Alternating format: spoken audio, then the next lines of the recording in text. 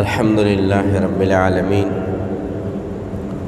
والعاقبة للمتقين والصلاة والسلام على أشرف الأنبياء والمرسلين وعلى آله وأصحابه وذرياته وأهل بيته وعلماء أهل سنته وأولياء ملته أجمعين. أما بعد، فأعوذ بالله من الشيطان الرجيم. بسم الله الرحمن الرحيم. فمن يعمل مثقال ذرة خيرا يره ومن يعمل مثقال ذرة شرا يره. صدق الله العظيم وصدق رسوله النبي الكريم الأمين. إن الله وملائكته يصلون على النبي يا أيها الذين آمنوا صلوا عليه وسلموا تسليما. اللهم صل على سيدنا ونبينا وكريمنا وحبيبنا ومحبوبنا ومأوانا وملجانا محمد وبارك وسلم عليه. الصلاة والسلام عليك يا سيدي يا رسول الله. الصلاة والسلام عليك يا سيدي يا حبيب الله. الصلاة والسلام عليك يا سيدي يا إمام المتقين وعلى آلك وأصحابك يا سيدي يا مرشدي يا محبوب رب العالمين. رب العزال خالق کائنات رب ذوالجلال په دغه بابرکت ورځ په دغه مبارک ساعت کې د عظیم فریضې دا حاضری دا لیدل دا اوریدل دا ویل په خپل بارگاه کې قبول مقبول او منظور فرمای. او رب العزال خالق کائنات رب ذوالجلال زموږ استاسو د دین اسلام او د دین متین احکامات د زده کولو بیا په هغې باندې د مقبول عمل توفیق نصیب فرمای. تقریباً 1 مئی د یوم مزدور په حواله سره لمانځل کیږي او مناویږي او دیتا یوم مزدور او لیبر ډے ورته ویلی شي. او د دغه خبرې اظهار وي ته په دې ورځ باندې چې لکه څنګه په انسانیت په دایره کې هر یو انسان ته حقوق ملاو دي، دارنګې د مزدور او د لیبر هم څه حقوق شته. خو لیکن کچره اسلامی نقطه نظر باندې وکتلی شي انسان په کومه مرتبه باندې وي او که انسان د چا ماتحت وي که انسان د چا اعلا وي، د هر چا خپل حقوق ضرور شته. خو اسلامی نقطه نظر باندې چې اسلام هر چاله کم حقوق ورکړي دي دا د انسانی د حقوقو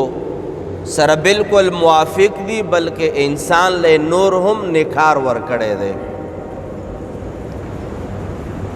خو لیکن هر کله چې د حقوقو خبره راشي نو د حقوقو بیان هم په شد و مت سره بیانېږي، د حقوقو اظهار هم په شد و مت سره کیږي او د هر چا د حقوقو د پاره خلق آواز هم اوچتوي. خو لیکن کچره عملی میدان ته انسان راشي نو ښځه همیشه د پاره وایي چې ما په خاوند څه حقوق شته، خو خاوند څومره حقوق د ښځې ادا کوي هغه هر چا ته پته ده. او خاوند خو 2 ګوتې ورپاسه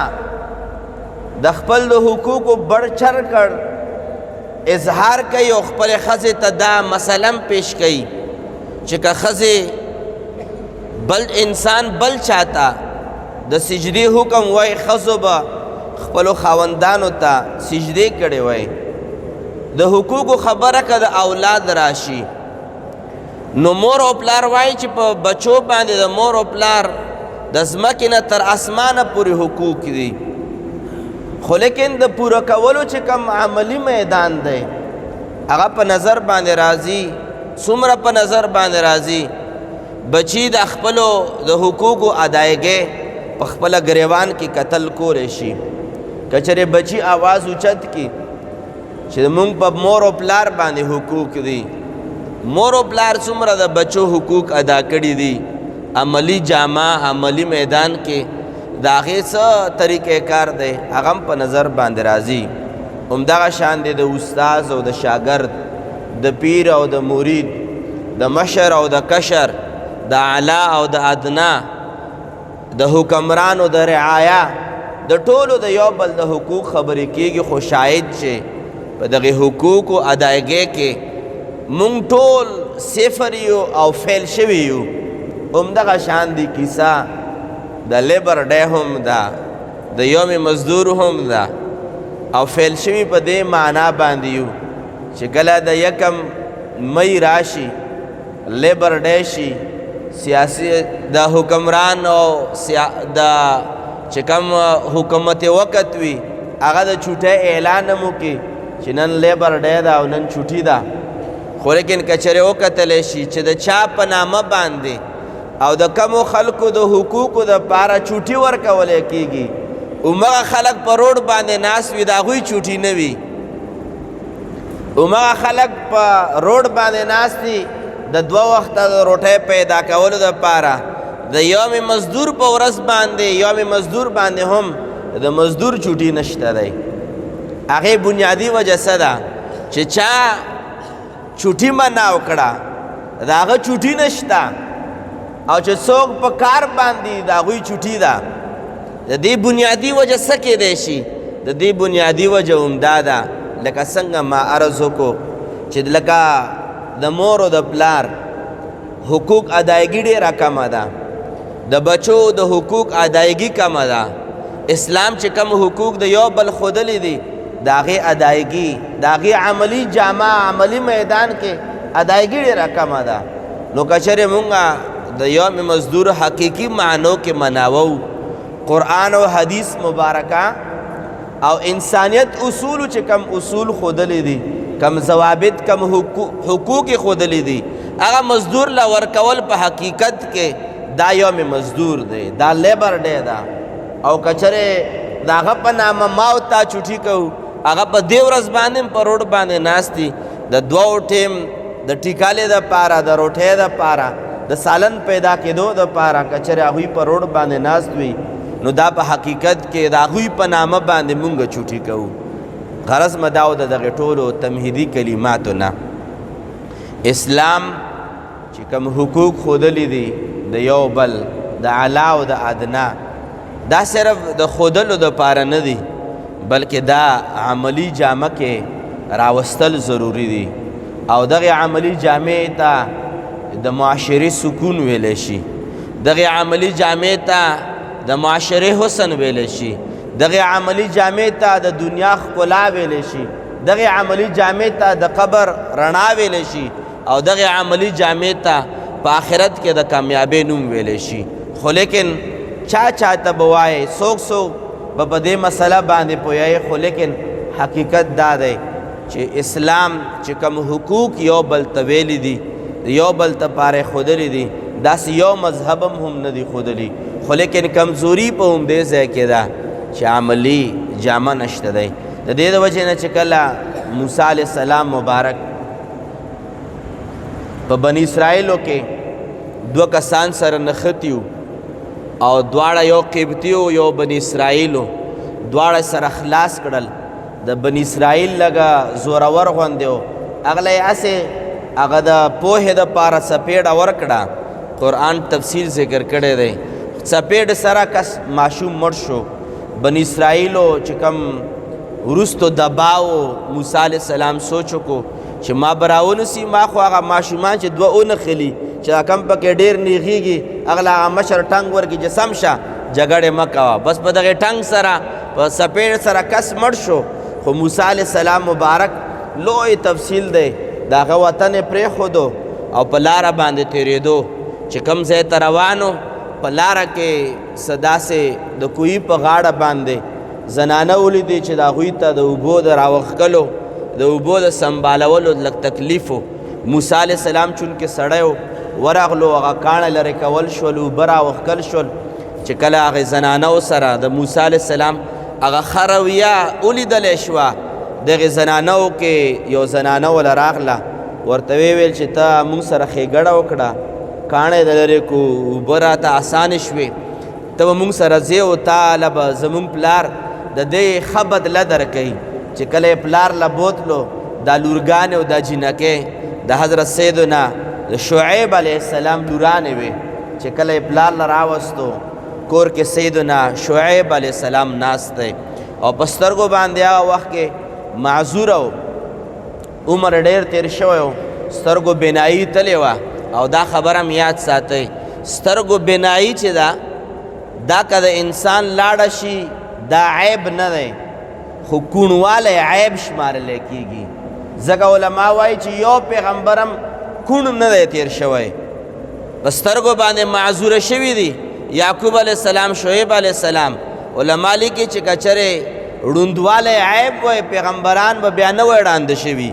خو یو پیغمبر چې دا کوڼ نه دی تیر شوی هغې هم شاته لویې فلسفې دي خو لنډه دا شعیب علیه السلام له راغی قرآن کریم هغه خبره ذکر کړې ده شارټ کټ عرض کول غواړم حضرت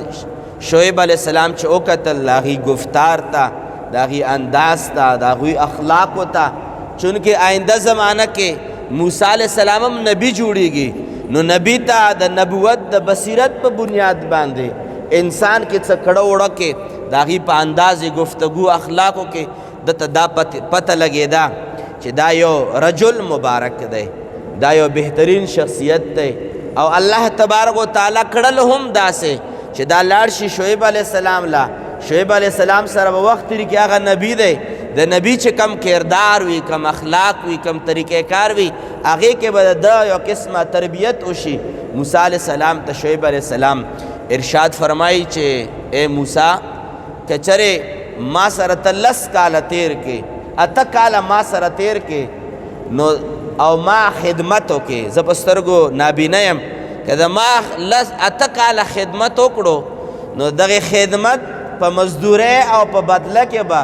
زه تاله په دغې جینکو کې او خپلو لورانو کې به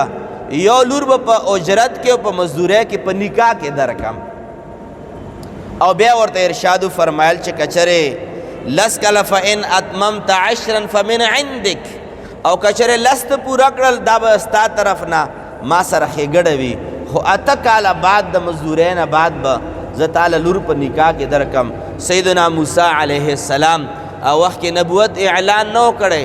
8 کاله یې ورسره تېر کړل 10 کاله یې ورسره تېر کړل او چې کله را رسختېدو نو په هغې اجرت کې او په هغې مزدورۍ کې او په هغې خدمت کې چې د الله د نبي خدمت یې کړی و د الله د نبي لورې په نکاح کې نصیب شوه او بیا لار باندې روان و هغه لوی تفصیل دی لار کې رب العالمین کلام وشو ډېرې خبرې اترې خو لنډه ده ما مقصود د استدلال د دې آیات کریمت نه دا دی چې د پیغمبرانو داسې خدمتونه دا پیغمبرانو هم کړي دي او پیغمبرانو طریقه دا و چې څنګه هغه خدمت ادا شو لورګانې پیغمبرانو په نکاح کې ورکړي دي دا هغه تعلیم دی د قرآن کریم نه چې یوم مزدور مناول یکم مای مناول دا صرف د مزدور د ډے مناولو او لیبر ډے مناولو پورې خاص نه ده چې صرف مناوې کا مناول په ځان لسیز حقیقي مناول د یکم مای د لیبر ډے دا ده چې په کار دا ده چې د مونږ لاندې څوک هم ماتحت کار کوي څوک کور کې خدمت کوي څوک مالی دی او څوک کور کې روټۍ او سالن پاخوي خانسامه دی او څوک ګیټ کیپر دی او څوک په یو محکمه کې د چا نه لاندې دی څوک چرته او څوک چرته د یو بل سره کار کوي حقیقي لیبر ډا مناول دا دی چې مونږ دغې غرباو له مساکینو له خدماو له مزدوران له صحیح معنا باندې حقوق تر سره کو حقیقت کې دا لیبر ډے مناول دی دا هغه حقوق دی چې مونږ ته قرآن کریم هم ښودلی دی او سرور دو عالم نور مجسم شفیع معظم احمد مجتبی محبوب کبریا جناب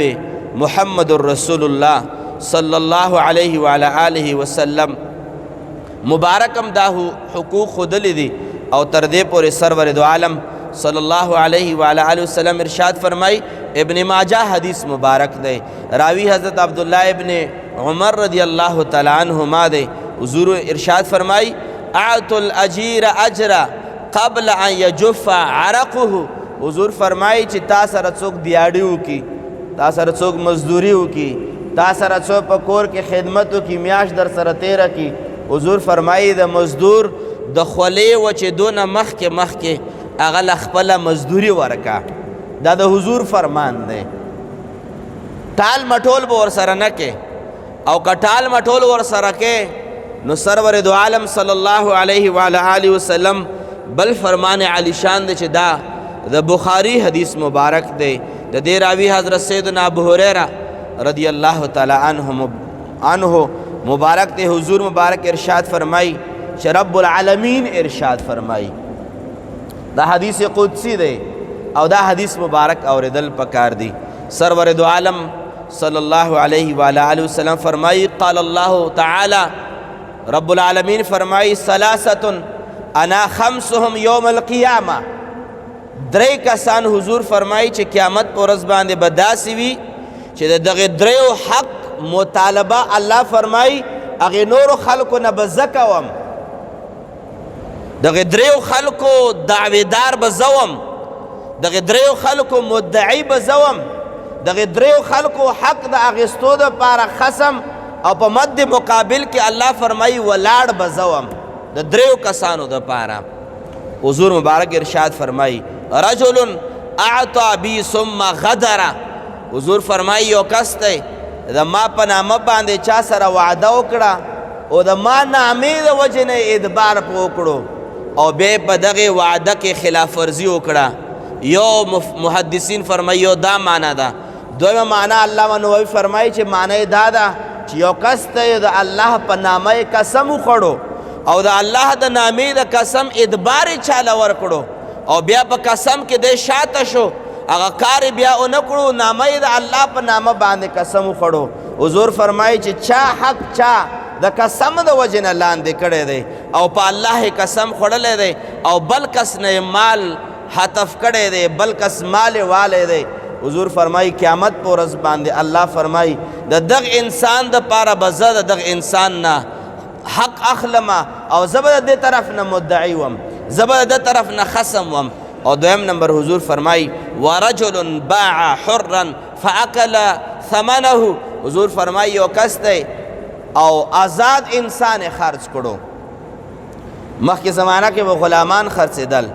خو څه ناڅه کسان به دوکهبازو، آزاد انسان به په چا باندې خرڅ کړی و او بیا به هغه پیسې مو خوړې. حضور فرمایي چې دغه دوکه چا وکړه، الله فرمایي انا خصمهم، زه به د دوی په مد مقابل کې د دغه انسان د طرف نه به زه ولاړ وم. او دریم نمبر حضور فرمایي ورجل استأجر اجیرا فاستوف منه ولم يعطه اجره، حضور فرمایي چې یو کس دی او مزدور په دیاړی باندې ونیو، مزدور له مزدوري د کار ور حواله کو چې دا کار اله وکړه، زه به تاله دومره مزدوري درکم، دومره دیاړي به درله درکم. حضور فرمایي چې دغه مزدور دغه کاس له کار پوره کړو، خو چې کله بیا ټیم پوره شو د اجر او د پیسو د اجرت او د مزدورۍ او د دیاړۍ خبره راغله، بیا ولا پیسې پوره نه ورکوي. الله کریم فرمایي قیامت په ورځ باندې به د دغه مزدور دپاره زه ولاړم او زه به جنګېږم. د دغه مزدورانو خیرخوا رب العالمین دی. دغه مزدورانو سره چې چا ظلم او زیاتی وکړو چې دومره پیسې در سره وکړې او بیا هغه پیسې وله وروسته ورکوې نه، ټیکه یې در سره وکړه، ټیکهدار ټیکه واغسته، بیا مزدورانو لاندې ټیکهدارانو سره کمی زیاتی کوي، غریبانو سره کمی زیاتی کوي. کور کې حیات آباد کې مختلفو کورونو کې نارینه زنانه کور خدمتونه کوي، میاش پوره شي بیا ورسره په تنخواه کې ټول مټول کوي. رب العالمین فرمایي چې د دغو مزدورانو په مقابله کې به زه ولاړ وم، زه به دغې خلکو نه د مزدورانو پوښتنه کوم چې کومو خلکو مزدورانو ته خپل حق نه یې ورکړی، مزدورانو خپل کار کړی، سوله انې کار یې کړی دی، میاش کې به پوره کار یې کړی دی، یو کار د ورته حواله کو مزدوري پوره کړې ده، خو لیکن بیا په مازدیګر کې یا سباله د جمعرات په ورځ باندې هفتې په هفتې چې خلکو له پیسې ورکولی کېږي په هفته په پیسو کې ته ورسره ټال مټول کوې رب العالمین فرمایي د مزدورانو دپاره به زه ولاړ وم بیا د خدای پاک جواب څوک کولی شي خدای پاک چې د چا د طرف نه مدعی شي د چا طرف نه خصم شي د هغه مد مقابل کې بیا بنده رب کولی شي دا رب نشي کولی دا د حدیث محدثین فرمایي چې دا د دې طرف ته اشاره ده چې یاد ساتئ د مزدور په مزدورۍ کې کمی زیاتی مه کوئ کله ناکله داسې مو شي څه ډېر کسان داسې وي چې په کور کې ورسره کار وکړي او چې د زکات ورځ شپې راشي د تنخواه ولا داسې طریقې باندې ورکوي چې هم دا د زکات هم شو دا د تنخواه هم شوه نه د تنخواه وشوه او نه د زکات وشو د رب العالمین بیا هم مجرمې د دې د وجې نه چې څومره ماتحت خلک زمونږ سره په دفتر کې زمونږ سره په کور کې زمونږ سره په زه به دا ووایم چې دا یو د چولو واله دی ریړه یې لګولې ده او په خپله باندې د غریبۍ لهر راغستی دی او د سره هغه دوه ماشومان پلیټونه ږدي او هغه پلیټونه ورسره رااخلي قرآن کریم او حدیثو مبارکو نه د دغې دواړو ماشومانانو د مزدورۍ حق به هم رب العالمین ترې نه غواړي ولې لوی لوی خلک صرف دا نه ده چې لوی لوی خلکو لاندې د مزدور کار کوي او لوی کس به ظلم کوي ناکله ناکله د چولې ریړې خرڅونکی هم د هغې ماشومانو سره ظلم کوي چې کم ماشومان د چولو د لوبیا پلیټونه ږدي ور اخلي وله وینځي د هغوی سره هم کله د چولو والا د چاولو والو سره کمی زیاتی کوي نه چې څوک د چا نه لاندې کسان شته رب العالمین به د هغې خلکو پوښتنه په خپله باندې کوي د دې د وجې نه قرآن او حدیث مبارکه تاسو لټ په لټ باندې ولټوئ د پردي د حق په حوالې سره که هغه د مزدور حق دی که هغه د رور حق دی که هغه د خور حق دی که هغه د هر چا حق دی د تره او د تربور حق دی او څوک په ځمکه ناست څوک په پلاټ ناست او څوک په کور باندې ناست رب العالمین خالق کائنات مونځ په حوالې باندې هم ګزاره کوي قضای راوښکلې ده حج په حوالې باندې هم ګزاره کوي چې ټول عمر کې د کلم وکړم در نه قبول دی د عمرې په حوالې سره د ذکر د اذکار د تلاوت هرې حوالې سره رب العالمین څه نه څه نرمۍ راوښکې دي څه نه څه ګزارې دپاره یې لارې جوړې کړي دي خو د پردي حق په حوالې سره رب العالمین په خپله فرمایي زه به د دغې بندګانو دپاره د نورو بندګانو نه پوښتنه کوم بیا د رب العالمین تاسو خپله یو 2 سیکنډو دپاره دا خبره زړه ته ودروئ چې رب العالمین در نه پوښتنه کوي چې فلانکي له د حق ولې نه یې ورکړی فلانکي تنخواه د ولې لیټ کړې ده فلانکي تنخواه کې د ولې کټوتي کړې ده فلانکي پوره میاشت کې کار یې کړی و هغه 2 ورځې تنخواه تا ترې نه ولې کټ کړې ده ټال مټول د ورسره ولې کړی کله 2 میاشتې بعد تنخواه کله 3 میاشتې بعد تنخواه 2 سیکنډو دپاره سوچ وکړئ چې کچرې یو ایس پي یا ډي ایس پي یا یو لویه عهده باندې یو کس ولاړي هغه در نه چا پوښتنه کوي د انسان د خپو نه ځمکه تښتي چې اوس د ایس پي ته ډي ایس پي ته او فلانکي او ډینګلي ته به زه څه جواب ورکوم چې بیا د کل کائنات بادشاه در نه پوښتنه کوي چې بنده فلانکي سره د ولې داسې کړي دي زه د هغه طرف نه مدعي و خصم یم په دې وخت کې به د بنده څه کیفیت وي او دنیا کې خو بیا دوباره مرګ هم نشته دی مرګ هم نه به راځي هغه کیفیت ده الله تبارک وتعالی مونږ ته اسانه کړي او په آخر کې د سرور دو عالم صلی الله علیه و آله وسلم په دې حدیث مبارک باندې اختتام رس کول غواړم سرور دو عالم صلی الله علیه و آله وسلم نه ابو سعید خدری رضی اللہ تعالی عنہ روایت کے حضور فرمائی ان رسول اللہ صلی اللہ علیہ وعلى آلہ وصحبہ وسلم نہا عن الاستئجار الاجیر حتی یبین له اجرہ حضور مبارک ارشاد فرمائی اغا وقت پورے مزدور لمزدوری د چا سره ندی کول پکار سو پورے چې د مزدورۍ ریټ او پیسې نه معلومې کړي چې څوک چا سره مزدوری کوي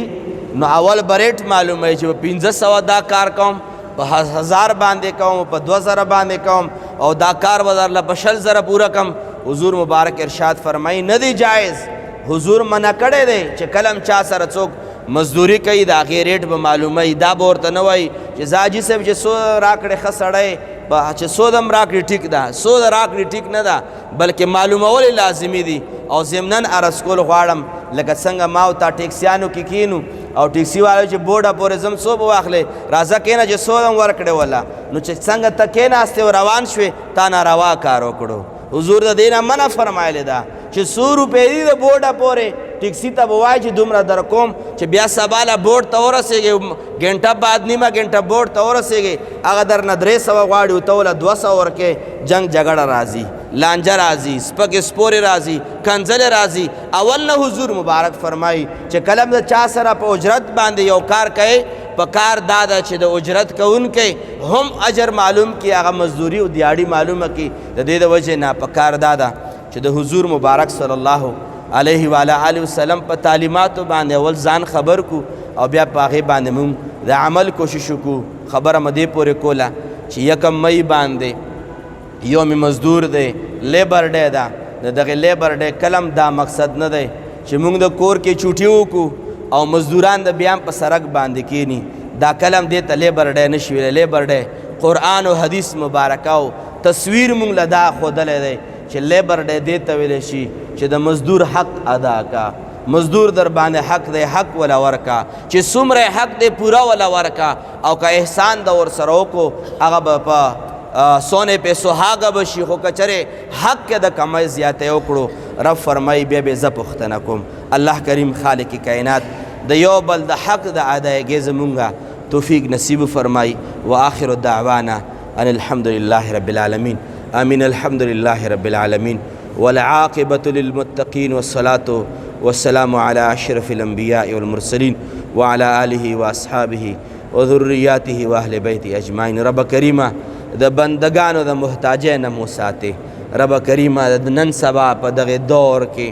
چې هر څوک دومره ظالم دی چې د ظلم انتها د رب کریمه د بندگانو محتاجۍ نه مو ساتې خدای پاکه د خپل در محتاجم کې د بنده د ظلم او د ستم د محتاجۍ نه په حفظ و امان کې وساتلی کې رب کریمه زمونږ ټول حاجتونه پوره فرمای څوک غریبان دي رب کریمه څوک مسکینان دي څوک د یو ټیم د 2 ټیم د روټۍ پسې لګېدلي خدایه د هغوی مداوته وفرمایې رب کریمه د هغوی رزق فراخي ته نصیب فرمایې دا کومه مهنګایي ده دا زموږ د اعمالو نتیجه ده خدای زموږ اعمال صالح کې خدای مونږ اولم صالح کې زموږ آخرم صالح کې زموږ هم صالح کې اهل عالم صالح کې حکمرانانم صالح کې عوامم صالح کې رب کریمه فلسطین و مسلمانانو باندې رحم وکړي په کل امت محمدی علیه الصلاة والسلام مبارک باندې رحم وکړي یو کس به دا خبره کوله چې ما ته حضور مبارک خوب کې فرمایل چې د ما امت ته چې څوک دعا کوي زه د هغې امتي نه ډېر خوشحاله یم همیشه په دعا کې د حضور امت ضرور یاد ساتئ خدای ټول امت محمدي علیه الصلاة والسلام ته خیر پیښ کې عافیت ورته پیښ کې خوشحالي پر راولې فلسطین مسلمانانو باندې خدای اسانی راوستی کې زمونږ په تېره ورځ باندې یو ډېر قریبي دوست او د هغې زوی ځوان زوی 22-23 کالو په عمر کې اکسیډنټ کې وفات شو دعا وکړئ خدای پاک دې شهادت قبول و مقبول فرمای خدای پاک دې بخنه نصیب فرمای والدینو ته دې الله کریم صبر جمیل نصیب فرمای وړې د ګل غوندې ماشومان ترې نه پاتې شوې خدای د هغوی د سر سوري دپاره خپل رحمتونه نازل فرمای کور والد ته خیر عافیت او صبر استقامت ور نصیب فرمای څومره زمونږ مړي وفات شوي خدای ټولو بخنه نصیب کې د ټولو جنتونه نصیب کې خدای قبر روښانه کې وصلی الله تعالی علی خیر خلقه سیدنا محمد وآله واصحابه اجمعین برحمتک یا ارحم الراحمین